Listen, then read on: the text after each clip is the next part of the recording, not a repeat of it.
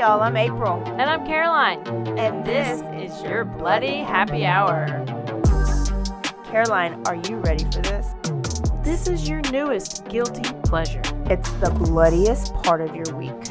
Did we say something about it also being happy hour? Show did. Because we about to be sipping on some murder. Bloody Happy Hour.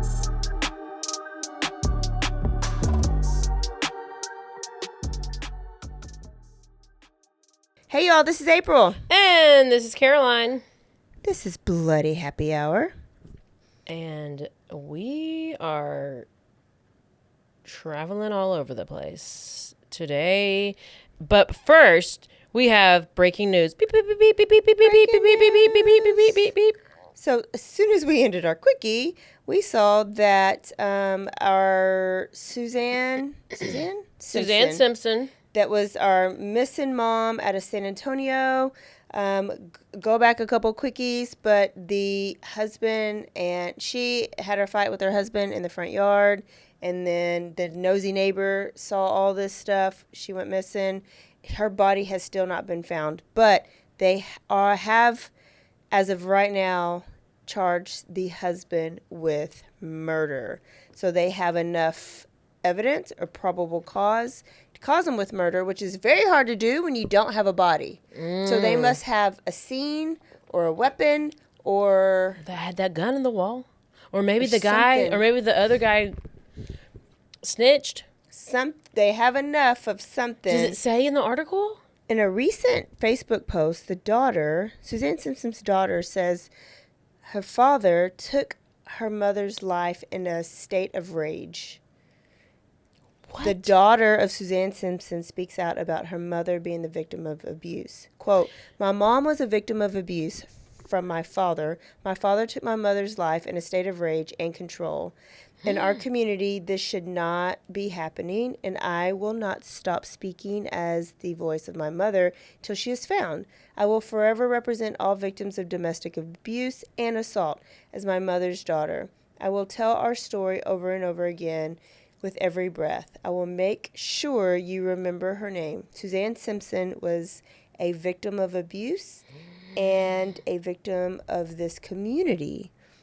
Beyond being a victim, she was a phenomenal mother, hardworking, driven, loving, and kind." Oh, the affidavit has been sealed for 30 days, so the arrest affidavit we won't know. Oh, look at the sweet babies. Oh my gosh. I hope he rots. How old is the daughter that posted that? Obviously. Oh my gosh, this is so sad. A major update for you in the case of missing Olmus Park mom, Suzanne Simpson.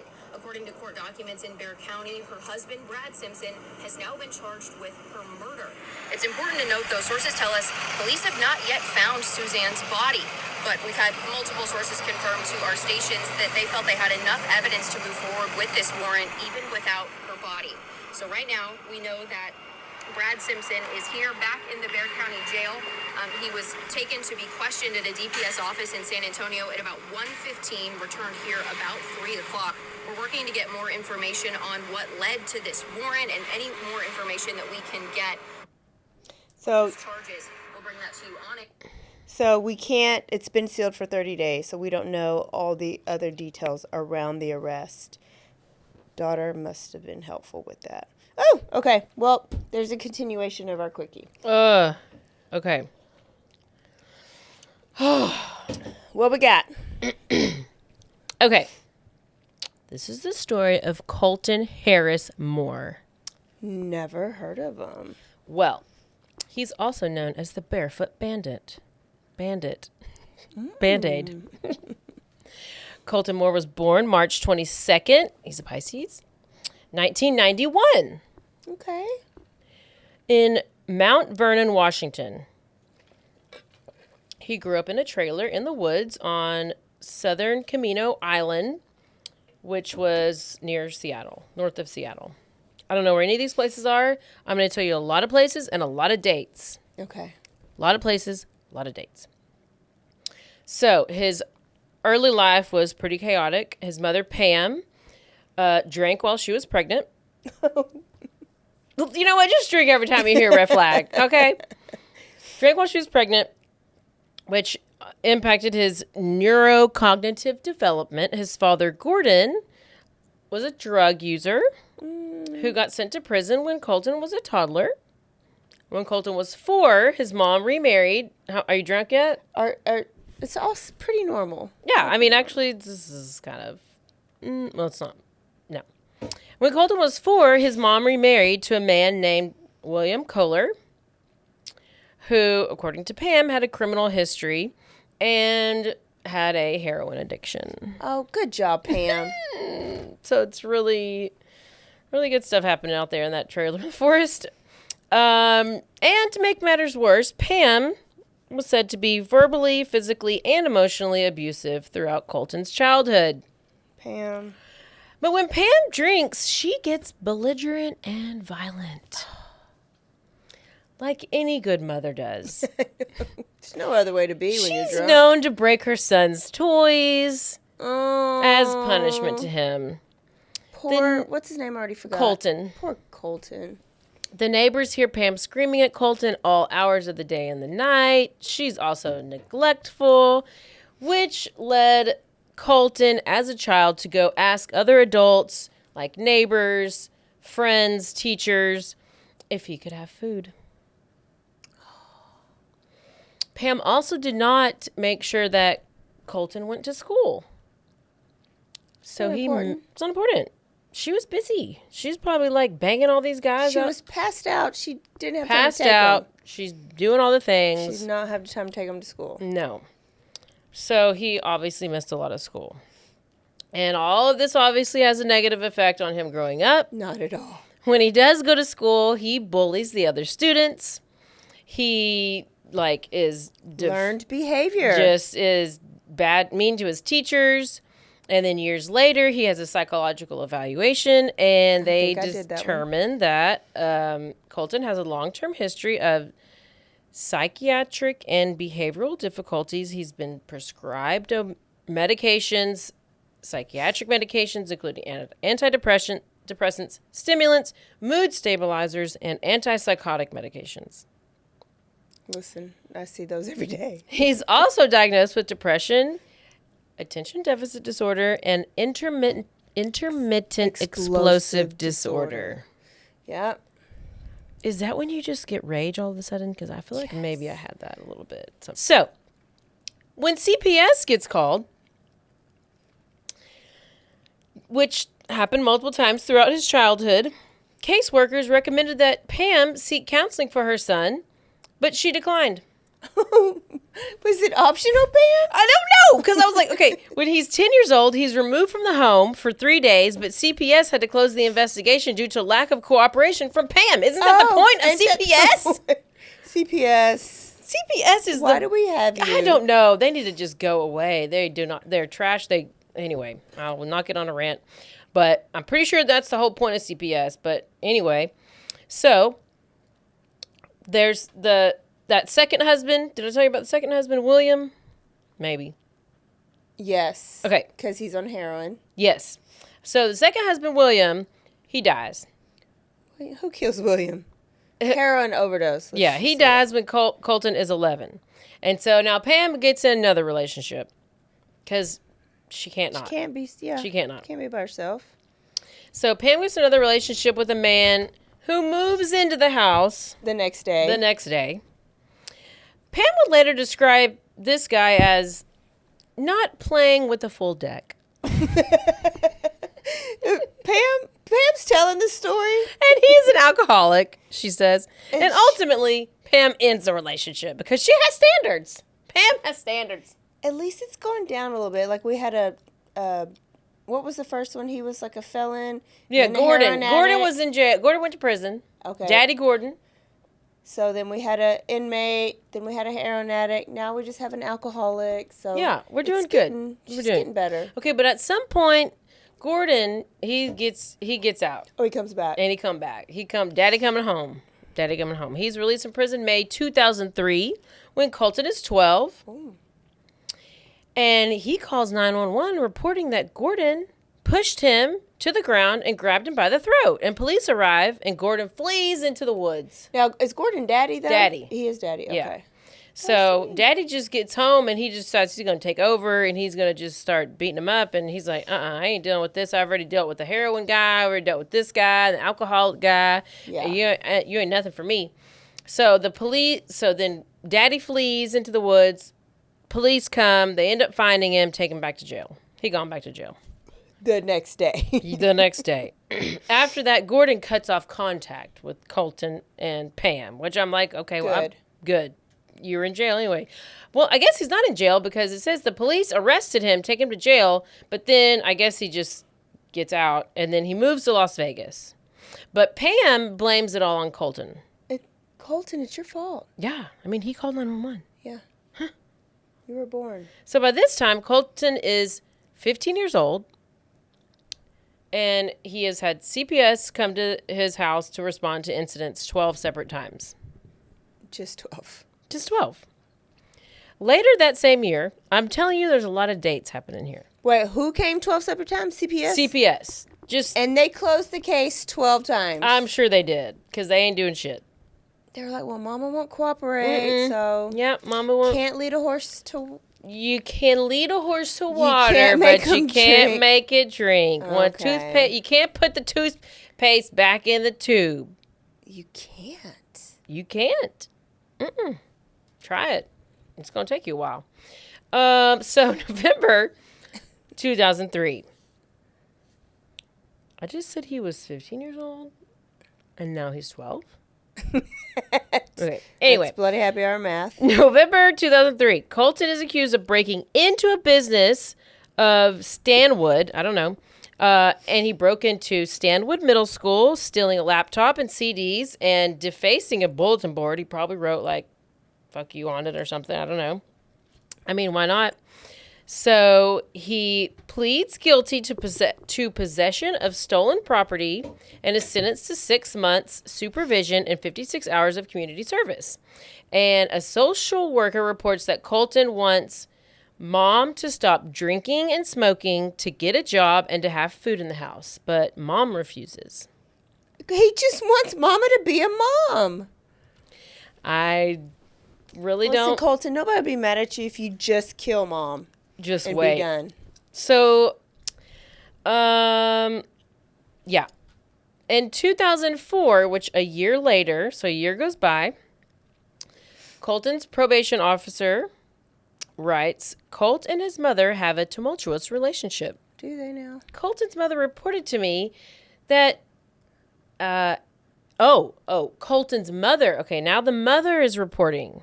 Okay, so Pam's reporting to this probation officer that he is violent at the home on a daily basis. Has every reason to. He recently broke the telephone in order to prevent her from calling the police. I'm co-signing with Colton still. She then showed me a mark on her forearm of how he bit her and went after her with the boat oar. As he should. His mother reported how Colton is now medicated and complying with his taking his medication, and his behavior has not been hostile towards her. Okay.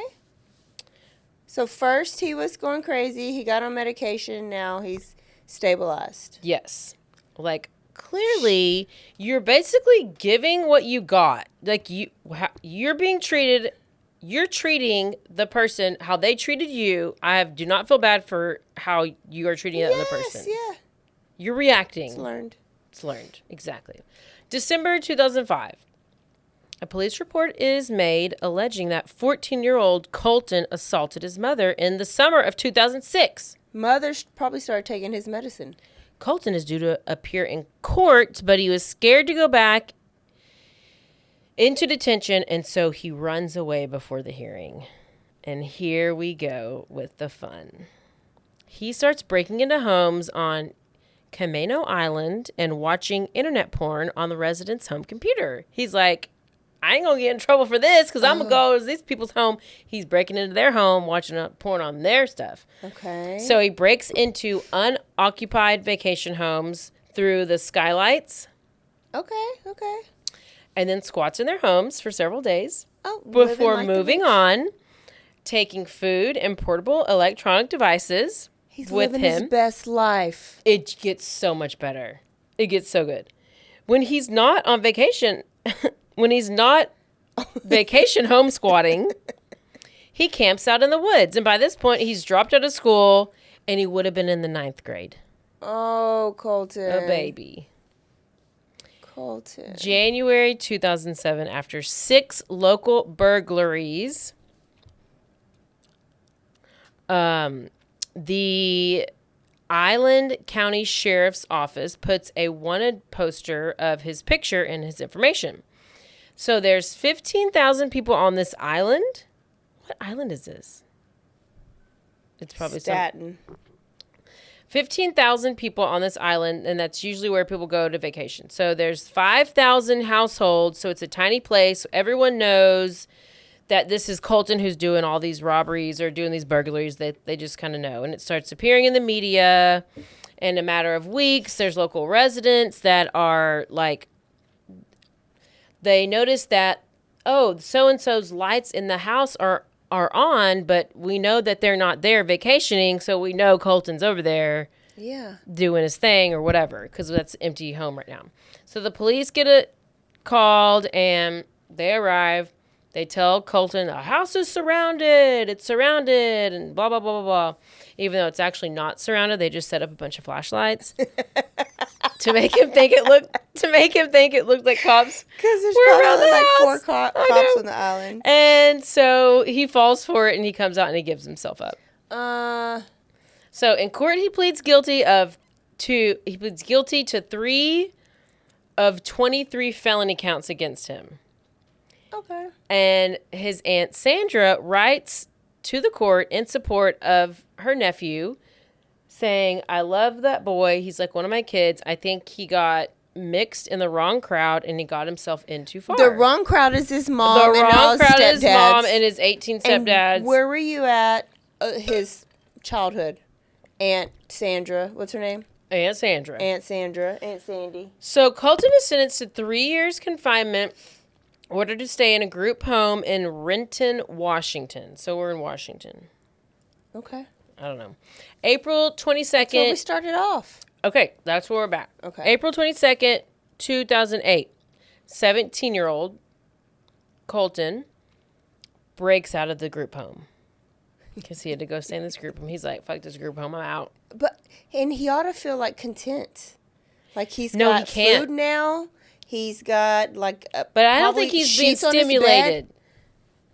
Now he's just like, I need some action. Yes, so he breaks out of the group home. He sneaks out of a window and goes on the run. And he's soon... South Camino Island residents are reporting break-ins to the police. A couple months later, he allegedly steals his neighbor's Mercedes and crashes it into a propane tank behind a cafe. He don't know how to drive. He flees the scene, but leaves behind his backpack, which has his journal and stolen credit cards, Dummy. a GPS, his cell phone, a digital camera that he used to take selfies with. I knew somebody who did So that. they pretty much know it's him, obviously, but he's still on the run. A couple of months later, he steals money from an ATM, but they still haven't caught him. I don't even know how he steals money from an ATM. I don't even know. He is so smart. Just wait. September of the same year. Okay.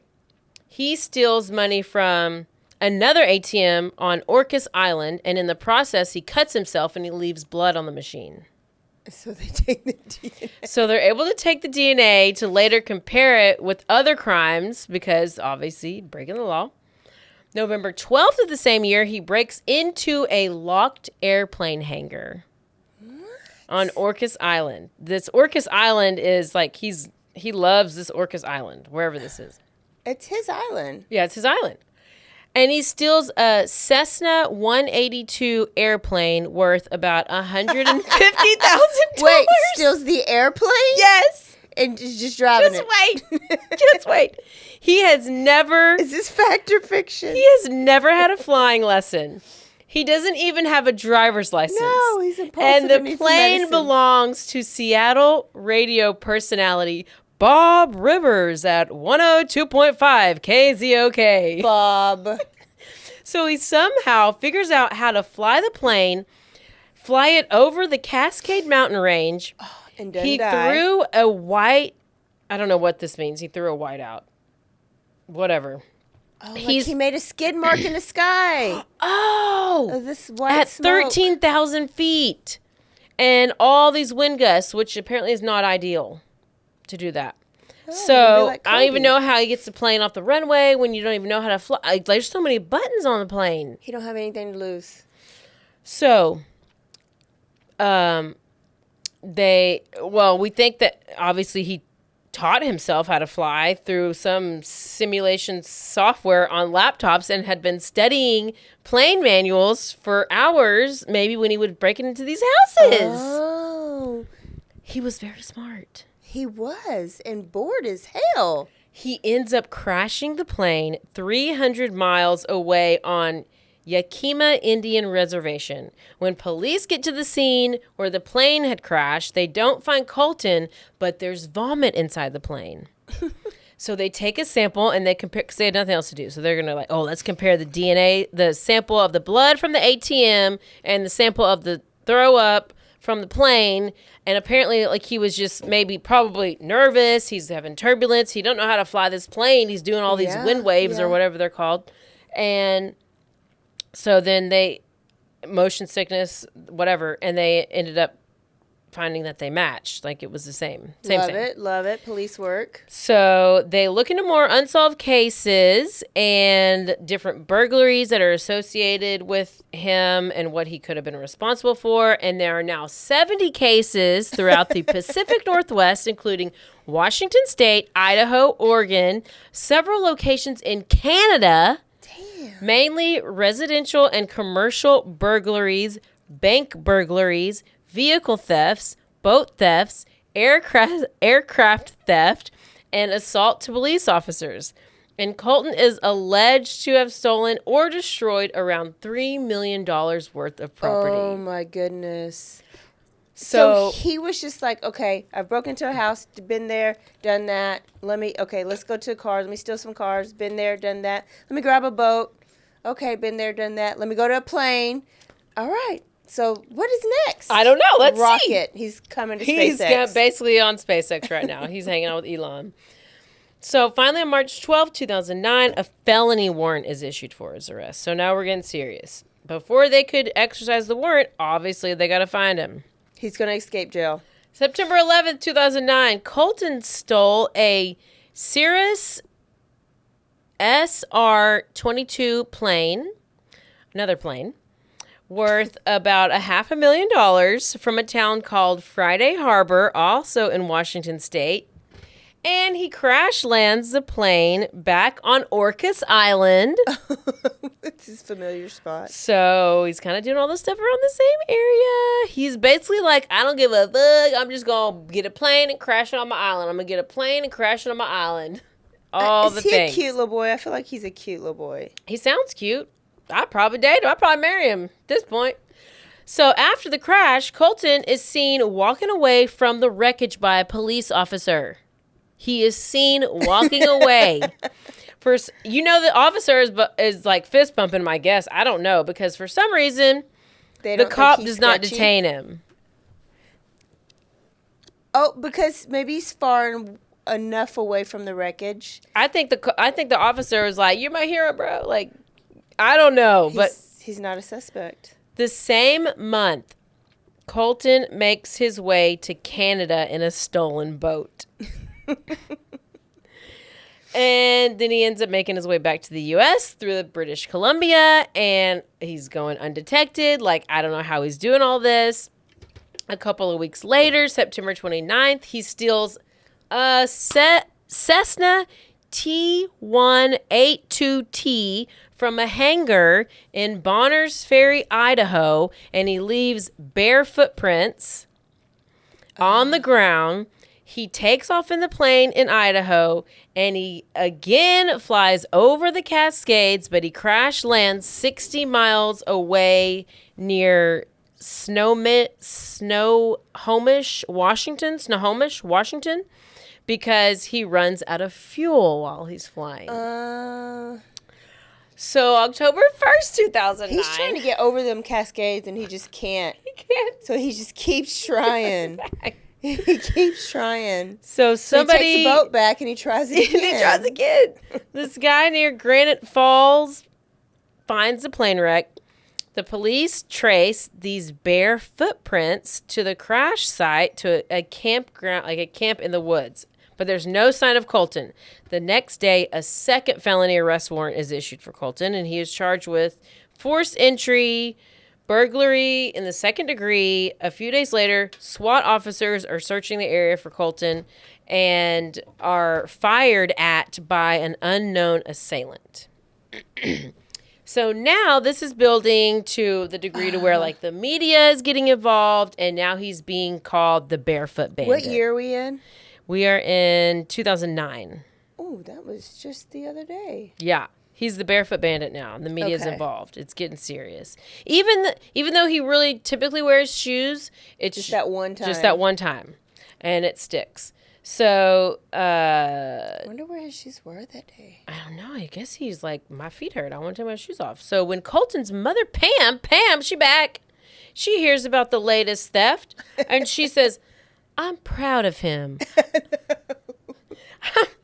I was gonna send too, just a I little was bit. gonna send him to flight school, but I guess I don't have to. But next time, I want him to wear a parachute. A parachute. Way So to go! He don't get hurt. Way to go, Pam. So she knew it's him?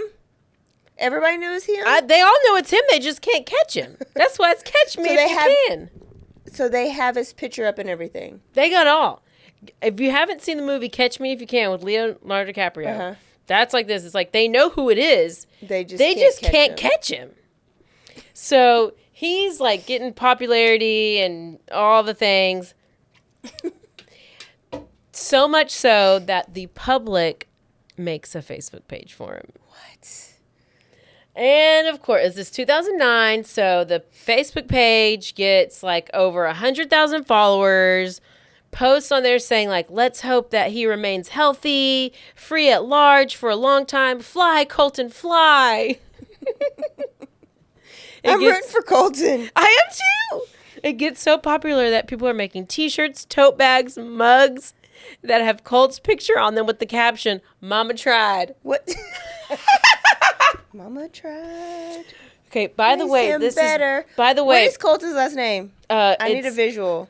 Yeah, I do too. Okay, it's You did this whole story. You didn't know what he looks like? Colton Harris Moore. No, I do, but Here it is. he was just average. Oh, shaved head. Yeah. But he probably had to shave his head in prison. Or I don't know, maybe, who knows. So, where'd I go? Oh, yeah. Colton looks like my brother Kenny. Well, crash the plane. Wait, did I tell you about the interview? Oh, yeah. Fly, Colton, fly. So the he's flying the plane. He gets nervous. Oh, I went way. Oh, there we go. So, Mama tried. They said Mama tried. They put that on the mugs, but Camino Island locals who've had their belongings stolen or damaged were not amused. They were not having it. They were like, no, this is not funny. No. You are not making t-shirts and on mugs and all this stuff. They ended up launching their own counter blog. I'd be like, Colton, you can come stay in my vacation house. Just don't make a mess. Yeah. In Clean an up after attempt, yourself. they tried to raise money to hire a bounty hunter to track him down. Dog. Here comes Dog. Dog But the bounty Colton hunter. is living his best life. So now this is becoming international news. Reporters from all over the globe are traveling to Camino Island to report on the search for the Barefoot Bandit. I need a movie, and I need Carl. Colton on the run. I need Carl. There is 48 hours. There's all kinds of No, stuff. I need a full movie Uh-huh. or series, and I need. Did you watch Shameless? It was like it made me feel bad. It was real trashy. Yeah, it made me feel bad. I felt like, I don't know, it made me feel bad. I need Carl from Shameless to play Colton. He would be the best. If you guys are Shameless watchers, Carl from Shameless. I'm trying to think what else he played on that you would have watched him. Was it the main guy? No, he's the little brother on the show. Oh, yeah, I would have no idea. We'll look it up on IMDb. So now this is becoming international news. They're all trying to get this Barefoot Bandit. They all want to talk to Mama Pam. Pam publicly encourages Colton to escape to a country that does not extradite to the U.S.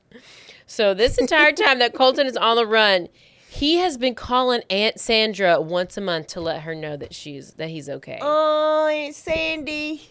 I mean, Auntie's always be coming through. But Sandra's like, bro, just turn yourself in. Come on. I'll put some money on your books. Yeah. It's like, just turn yourself in. I'm not going to turn you in, but you turn yourself in.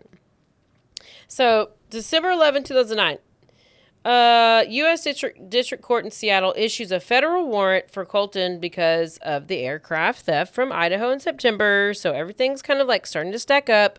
Now we're in February 2010. 18-year-old Colton has been eluding police for nearly 2 years at this point. He allegedly steals a plane from a town called Anacortes. I don't know. And he flies it over to, guess, Orca Island. What is in Orca Island? Somehow escaping the attention of the Vancouver air traffic controls. He's like going out and stealing stuff and just bringing it back to Orca Island. Everything's at Orca Island. Now I need to go to Orca Island. Now, so is he landing this plane now and just getting out? Everyone Sounds is. like he's not crashing anymore. I know. It's Well, getting better. At least he's starting to land a little bumpy landing. Everyone is on the hunt for him. U.S. Customs and Border Patrol, the Royal Caribbean Mounted Police, the FBI, the U.S. Coast Guard, officers from 6 different Washington counties with tracker dogs, SWAT teams, police helicopters with infrared heat sensors, and yet they cannot find him. And after this, Colton breaks into an Orcas Island deli and eats an entire cheesecake. Oh, he's just hungry. He's literally living his best life with He is. vandalizing. He also vandalized the security system, which is like $6,500 worth of damage. See, I wish he wasn't so destructive. I know. Like, quit costing people money. He then draws 39 bare feet on the floor with chalk, with his prints leading out the door. So he's just like having fun. Yeah. I mean, he's like 19. He knows his days are counted. And he writes the letters CYA, like see ya. Yeah. I thought it was cover your ass, but it's see ya, like see ya. Yeah. Next to the footprints. So he spends months hiding out in these Orcas Islands. He commits 20 more break-ins and burglaries while he's there. Police release surveillance camera photos from Island Market in the hope that somebody would recognize him, but they think that he's hiding in the woods.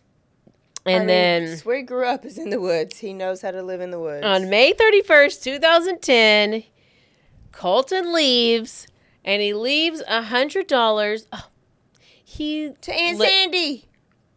He leaves $100 at the animal hospital in Raymond, Washington, with a note that says, "Drove by, had some extra cash. Please use this money for care of the animals." Oh, somebody put that right in their pocket and went to Thirsty Thursday afterwards. Maybe, but that was so sweet. I love Colton. Signed, Colt and Harris Moore, a.k.a. Oh, and put his whole full name.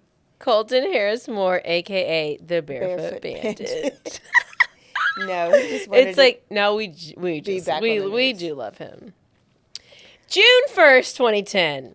He steals $450,000 fishing boat. How much? $450,000. So he goes to the marina and he's like, "Hey, there's a boat with the keys. most expensive one. Let me go and get that one." Mm-hmm. And this is in Ilwaco, whatever, not far from Raymond, to cross the Columbia River. The boat ends up being recovered in someplace in Oregon. From there, he steals a series of cars and heads east across Oregon to Idaho. 11 days later, on June 12th, authorities In South Dakota, find an abandoned vehicle with Washington plates. Then on the night of June 18th, Colton pries open the doors to an airport in Norfolk, Nebraska. He uses a broom to try to force his way into the cockpit window, hoping to unlock the plane, but it doesn't work. So instead, he steals an Escalade from the airport and he drives it to Iowa and dumps it when he gets there. He then steals a car, drives it to the airport in Ottawa, Iowa, where he again tries to break into a plane, but again, the Barefoot Bandit fails, so he steals yet another car and drives to Dallas City, Illinois, and from there, authorities lose track of him. But wait, there's more! And then in June 2010, another arrest warrant is issued, this time in Madison County, Nebraska, with the counts of break-ins, vehicle theft, and attempted airplane theft. So basically, he's just going through and doing all these crimes, breaking in, breaking out, and they're just behind him, like they're just like on his tail, but he's going state to state. This is literally Catch Me If You Can. July 3rd, 2010, Bloomington, Indiana, Colton steals a four-seater Cessna 400 airplane worth $650,000 on Monroe County Airport. During his flight, he takes videos of his journey from inside of the cockpit. He's basically live streaming. Go live. He's live streaming. And this time he gets smart. He going to the Bahamas. Okay. Like, forget the mountains you kept trying to go over. And then he crashes his plane into a shallow waters off the coast of Great Aboko Island. Can you swim, Colton? He's white, so I think so. Soon after that, break-ins are reported across the island, and now the FBI is involved, and they're offering a $10,000 reward on information leading to his arrest. Special agents are like, we want to get him. He's turned into a regional nuisance and into an international phenomenon or whatever. So U.S. law enforcement traveled to the Bahamas. They launched this full-scale wanted posters. CCTV footage captures him visiting bars and restaurants in the area. He is on vacation, bro. And he is literally the bandit on vacation. We're writing him a letter. Tell us where he's going to be in prison so we can write him a letter. Mama Pam then hires an entertainment lawyer. What? Because she's like... because there's inquiring people wanting to know. They want to buy the rights to Cold Story and books and movie deals. But she's not interested. She just has. I don't know how all that works, but she gets this entertainment lawyer because she's like, we're not interested in doing any movie deals. We're gonna just do it when I'm ready. I don't know. What? She puts a sign at the end of her road of her driveway to her trailer. And it says, if you go past this sign, you'll be shot. So, blah, blah, blah, blah. July 7th, 2010. Bahamian ferry boat captain sees somebody matching Colton's description swimming on the northern end of Lithoria, whatever island. And he noticed that the ignitions on a bunch of ferries had been messed with and damaged, so he puts the two together. And 3 days later, on July 11th, around 3 in the morning, a security director at this marina, Harbor Island, sees somebody running away from boat docks towards the marina's exit. He's sure it's Colton, so he pursues him on foot. When he catches him, he realizes it's the Barefoot Bandit himself, and he realizes the Barefoot Bandit now has a gun. So Kenny backs off, and he calls the Bohemian police. So Colton runs back towards the dock, and he climbs into a boat. He finds a boat that has keys in it. He starts that boat, and police arrive. They tell him to turn the boat off. Turn the boat off. He doesn't. He takes off, and now they're like in a pursuit, on a boat pursuit. On the water. On the water on a boat pursuit. So he is like, it's like a movie. Why is there not a movie? There might be. It might be Colton on the run. So they're like, put the gun down. They're like trying to get him to stop, pull over, blah, blah, blah. So I guess they end up pulling him over. They tell him to put his gun down. He puts it to his head. He's threatened to kill himself. He ain't. Because he says he can not go back to jail. The police get closer and closer. He throws the gun in the water and his laptop, or it says he throws the gun and his laptop overboard. And his wild ride is finally over, and 19-year-old Colton Harris Moore is arrested. He's photographed walking barefoot with his ankles shackled. Authorities fly him to Nassau for processing. He's not showing any signs of fear or distress at this point. He don't give 0 Fs. And he actually, they go back to find his gun and laptop, and they seize all of his stuff and blah, blah, blah. Inside of his backpack, this is what they find. A Boy Scouts of America certificate, 2 5th grade class photos, some airplane sketches, a Waffler PPK, which is the same gun that James Bond uses. So He found that in somebody's house. So he's like a little boy with all these things, I guess. So in July 23rd... He is. Those are like his prized Yes. possessions. So July 13th, 2010, he pleads guilty to entering the Bahamas illegally because you can't just fly to the Bahamas and then like go swimming and do all the things. You have to like have a passport and stuff, I guess. So he's sentenced to 3 months in jail or $300 fine. Mama Pam wires him the money to get out. He gets deported to the U.S. and he's flown back to Miami. He's taken into federal jail. Pam issues a statement, whatever, glad he's not hurt, stupid, blah, blah, blah. So July 21st, 2010, he's transferred to federal detention center in Seattle. He appears in court the next day. He waives his right to preliminary hearing and a speedy trial. So November 18th, he pleads not guilty in federal court to charges of interstate transportation of a stolen plane. Why would he A plead plane, not guilty? a boat, and a stolen gun, of being a fugitive in possession of a firearm, and flying without a pilot's license. And the same month, 48 Hours did an episode on him. In the same month that he went to jail? I mean, that all this is happening? Yes. Both Pam and Sister Sandra write letters to the court in an attempt to explain what led to Colton's antisocial behavior. Or his dysfunctional trailerhood. Colton writes, Mama Pam, this boy has had many disappointments in his life. His stepfather Including me. died, and our dog. Ma'am. No, Pam. Ma'am. I need you to put your Pam, name first. I'm going to need you to, ma'am. And this had severe effects on Colton and I. Yeah. He does things without thinking of the end results. Ma'am, you're his mom. Court proceedings continue. In March, the FBI confirms that reward money is split among the people, all these people. He then pleads guilty to 7 counts on federal indictments. Under his plea deal, he agrees to forfeit any profits from selling and publishing rights to his story. What? August 2011, 20th Century Fox pays more than $1 million in exchange for the rights to his story. The studio sends money directly to the U.S. Marshals to distribute it amongst Colton's victims. I would say, no, hell no. That September, a psychological evaluation finds that Colton's delinquent behavior is driven by depression, PTSD, and basically suicidal tendencies.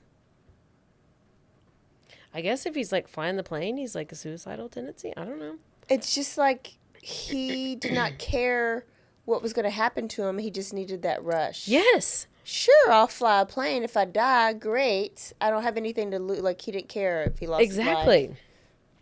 So He wants that rush. he's eventually sentenced by the state of Washington to 7 years in jail plus 3 years supervised probation. That's it. And And he's out right now. And the judge notes that Colton has a genuine remorse for his crimes. As a high-profile convict, Colton initially was placed in solitary confinement for his own protection, which is obviously horrifying. Why? For his own protection? He didn't do shit. Otto won his autograph. I know. So January 2012, he's sentenced to 6. I guess he gets sentenced in all these different districts. Oh. So this is the Federal District Court of Seattle. They sentenced Colton to 6.5 years in prison. He'll serve both state and federal sentences concurrently, and it's determined that he owes his victims $1.3 million in restitution. 2 months after he goes to prison, author Bob Friel publishes a book called The Barefoot Bandit, The True Tale of Colton Harris Moore, New American Outlaw. In 2010, 2 documentaries are released about his experience. In May 2016, his Mama Pam dies of lung cancer. In 2016, also, he pleads guilty.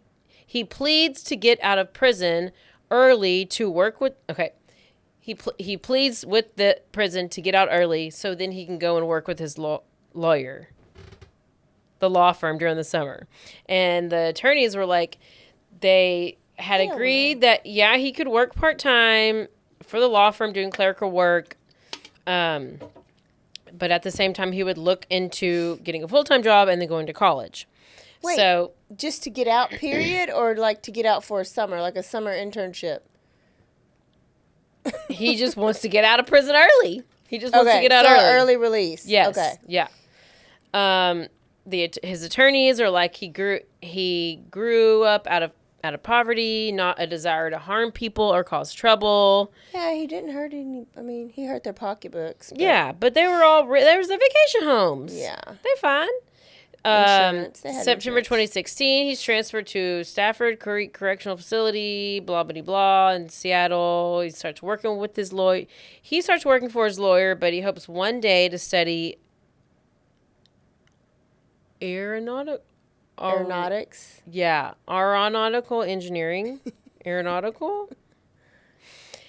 In December 2016, 25-year-old Colton is released from his work release program, remains under supervision. He starts a GoFundMe and raises $125,000 for private and commercial pilot license training and helicopter certification.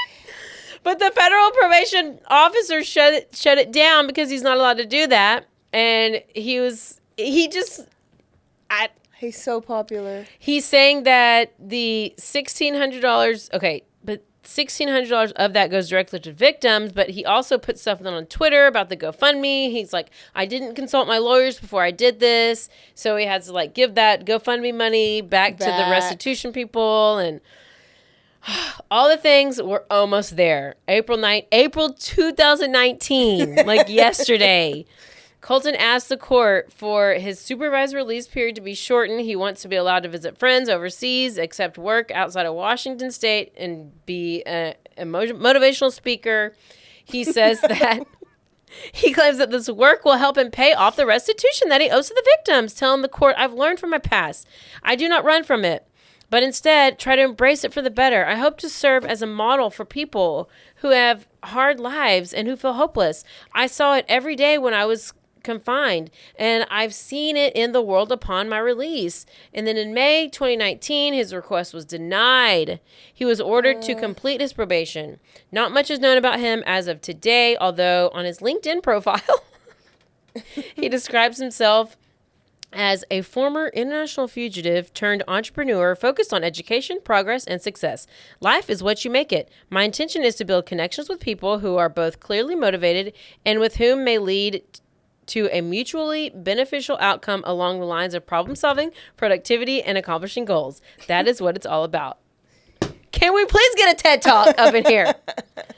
And do we need to talk to Lauren? He's coming next. He's going to get a job immediately when he gets out and make a ton of money and probably have his own show. And this is the story of the Barefoot Bandit, Colton Harris. Wow. More! Wow. Great story. I think that's better I know than Catch Me If You Can. There was no murder involved, but it was... It's okay. We need a break sometimes. Somebody brought it up. Somebody mentioned this story about if I'd heard about this case. Had you? Recently. And yes, I had listened to a podcast years and years ago, and I was like, I swear I've heard of this story, but I'm like, I have got to figure out who, because I've listened to it. So that's what I wanted to do, because I was like, oh. Wow. It was so good because it was like riveting. The whole thing was like, just kept going and going and going. Whew. I got to pee. Me too. That was good. I was hoping he was just going to keep going for a little bit longer. I know, and I feel like But I think when he gets out, he's got a scheme under do we even know if he's out? When he gets out. Oh, he may be out? I don't know. He's got a scheme under his belt.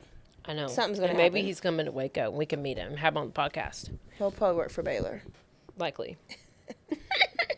Great story, great story. Okay, we'll see y'all next week, and we're going to have a guest. We're going to have a guest. Oh, we're going to talk about the famous brothers. The Menendez. So if you haven't watched the show, you don't have to, because I'm going to tell you all about it. And I guess I need to start it ASAP. Don't forget to Stay aware. stay alive. And always be DTF. Bye, y'all.